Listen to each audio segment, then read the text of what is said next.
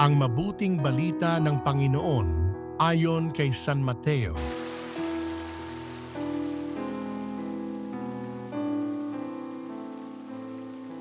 Nung panahong iyon, sinabi ni Jesus sa kanyang mga alagad, "Humingi kayo at kayo'y bibigyan.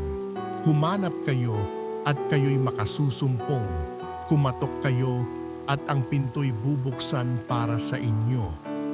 Sapagkat tumatanggap ang bawat humihingi, nakasusumpong ang bawat humahanap, at binubuksan ang pinto sa bawat kumakatok. Bibigyan ba ninyo ng bato ang inyong anak kung humihingi ng tinapay? Bibigyan ba ninyo siya ng ahas kung humihingi ng isda?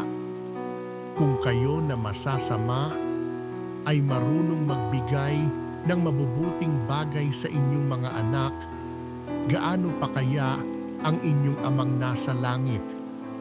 Ibibigay niya ang mabubuting bagay sa mga humihingi sa kanya. Kaya gawin ninyo sa inyong kapwa ang ibig ninyong gawin nila sa inyo.